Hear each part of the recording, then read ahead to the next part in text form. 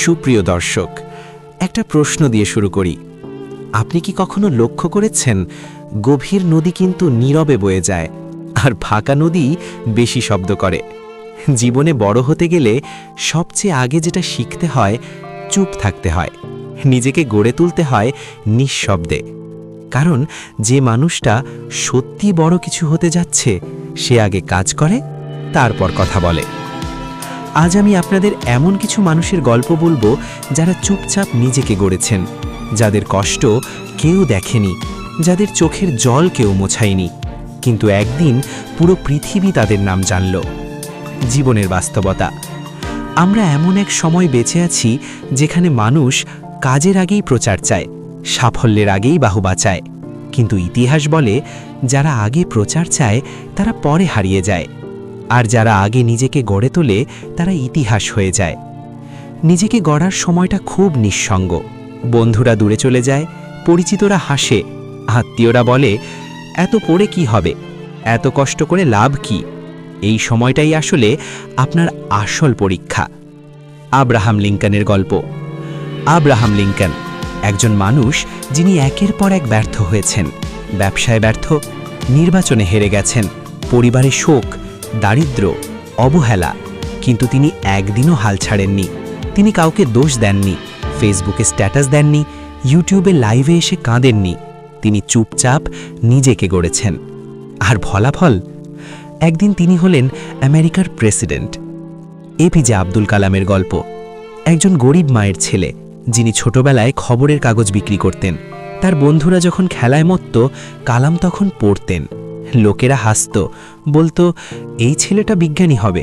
তিনি কোনো উত্তর দেননি, তিনি শুধু নিজেকে তৈরি করেছেন। একদিন সেই কালামই হলেন ভারতের রাষ্ট্রপতি ও মিসাইল ম্যান। জ্যাক মার গল্প। জ্যাক মা, যাকে ৩০ বার চাকরি থেকে রিজেক্ট করা হয়েছিল, কেন্টাকি ফ্রাইড চিকেনে আবেদন করেছিলেন। ১২ জনের চাকরি হলো, শুধু জ্যাক মারটা হলো না। তিনি কাউকে দোষ দেননি, তিনি হাল ছাড়েননি। তিনি নিঃশব্দে শিখেছেন, নিঃশব্দে ব্যর্থ হয়েছেন, নিঃশব্দে প্রস্তুতি নিয়েছেন। আজ তিনি আলিবাবার প্রতিষ্ঠাতা। নীরব পরিশ্রমের শক্তি। মনে রাখবেন, পরিশ্রম চুপচাপ হয়, প্রস্তুতি চুপচাপ হয়, আত্মগঠন চুপচাপ হয়। শব্দ করে শুধু সাফল্যই আসে। আপনি যদি এখন কেউ না হন, তাতে লজ্জার কিছু নেই। লজ্জার হলো নিজেকে গড়ার সুযোগ থাকা সত্ত্বেও কিছু না করা। নিজের সাথে লড়াই। জীবনের সবচেয়ে কঠিন যুদ্ধ নিজের সাথে যুদ্ধ। অলসতা, ভয়, সন্দেহ, নেতিবাচক মানুষ, ব্যর্থতার আতঙ্ক, এই সবকে হারাতে পারলে পৃথিবীর কেউ আপনাকে আটকাতে পারবে না। বাস্তব নির্দেশনা। নিজেকে গড়তে চাইলে ১. কম কথা বলুন। ২. বেশি শিখুন। ৩. প্রতিদিন নিজেকে ১% উন্নত করুন। ৪. নিজের লক্ষ্য কাউকে বলতে যাবেন না। ৫. কাজের মাধ্যমে উত্তর দিন। আজ আপনি হয়তো কেউ নন, কেউ আপনাকে চেনে না, কেউ গুরুত্ব দেয় না, কিন্তু মনে রাখবেন, আজকের এই নীরব মানুষটাই আগামী দিনের ইতিহাস হতে পারে। নিজেকে বলুন, আমি চুপচাপ নিজেকে গড়ব, আমি আওয়াজ করব না, আমার সাফল্যই কথা বলবে।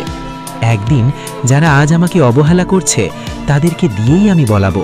তারা বলবে, আমরা ওকে চিনতাম, জানতাম, ও একদিন বড় হবে। শেষ কথা, যদি এই কথাগুলো আপনার হৃদয়ে সামান্য আলো জ্বালায়, তাহলে আজ থেকেই শুরু করুন। সময়কে সঠিক মূল্যায়ন করুন, নিজেকে নিয়ন্ত্রণ করে সঠিক পদক্ষেপ নিন, লক্ষ্য স্থির করুন, চুপচাপ, নীরবে, দৃঢ়ভাবে। কারণ চুপচাপ তৈরি হওয়া মানুষই একদিন সবচেয়ে জোরে ইতিহাস লেখে। অন্যের পরিচয়ের পাত্র হন, যাকে নিয়ে মানুষ একসময় গর্ববোধ করে। সমাজ পরিবর্তনের চাবি তার হাতে থাকে।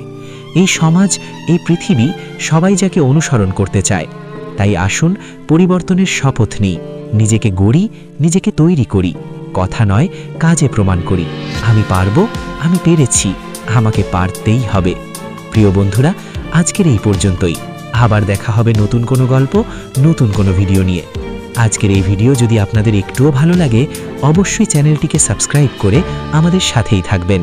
সবাই সুস্থ, সুন্দর ও ভালো থাকবেন, এই প্রত্যাশায় এখানেই বিদায় নিচ্ছি। ধন্যবাদ সবাইকে।